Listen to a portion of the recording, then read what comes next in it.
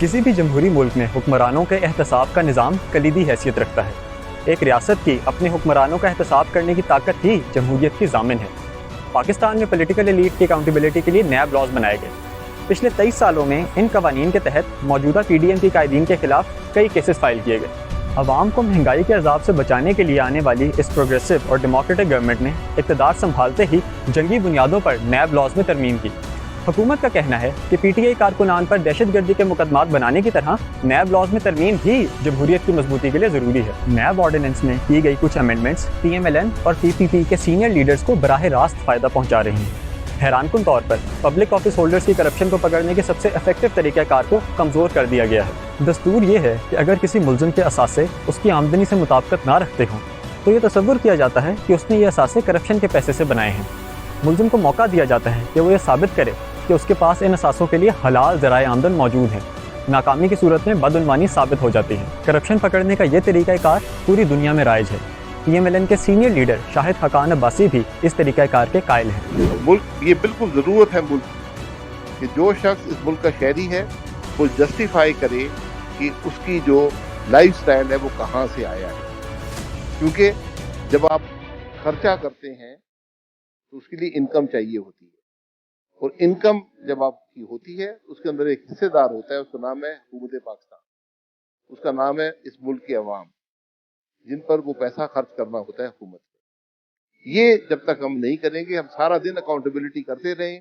यहाँ बड़े बड़े चोर जो हैं वो इस मुल्क को लूट कर चले गए हैं, आज भी लूट रहे हैं, पहले भी लूटते रहे, इसके बाद भी लूटते रहे। सेक्शन 9A5 के तहत नैब ऑर्डिनेंस में करप्शन को पकड़ने का यही तरीक़ाकार है। सेक्शन 14C कहता है कि अगर साबित हो जाए कि मुल्ज़िम के असासे उसकी आमदन से ज़्यादा हैं तो ये माना जाएगा कि मुल्ज़िम बदउनवानी में मुलव्विस है। नैब अमेंडमेंट में सेक्शन 9A5 में through corrupt and dishonest means के अल्फाज शामिल कर दिए गए हैं, जबकि सेक्शन 14 को मुकम्मल तौर पर ओमिट कर दिया गया।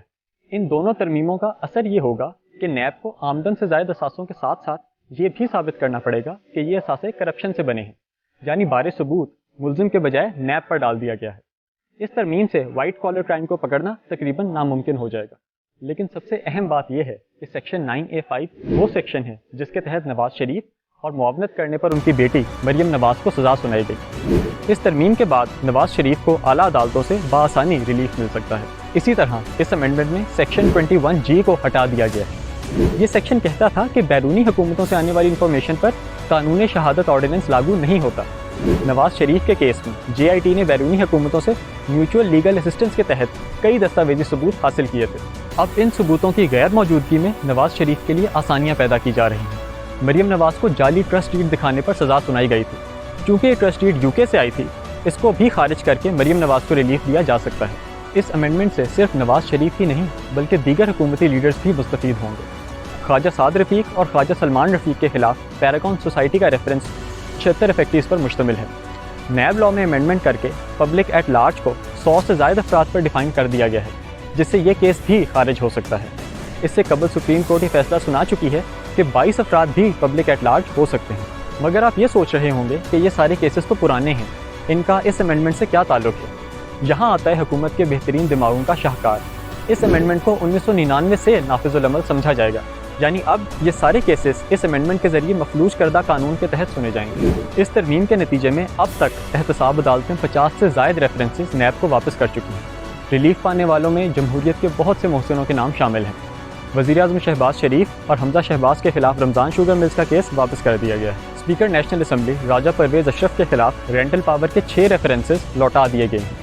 रिलीफ पाने वालों में यूसुफ रज़ा गिलानी, सलीम मांडीवाला और सरदार मेहताब अब्बासी के नाम भी शामिल हैं। इस अमेंडमेंट के जरिए नैब की बहुत सी पावर्स को कम कर दिया गया है। सदर के मातहत एक आज़ाद इदारे के बजाय इसे फेडरल गवर्नमेंट के मातहत कर दिया गया है, जिससे इसकी आज़ादी और शफाफियत पर एतराज़ात आयद होंगे।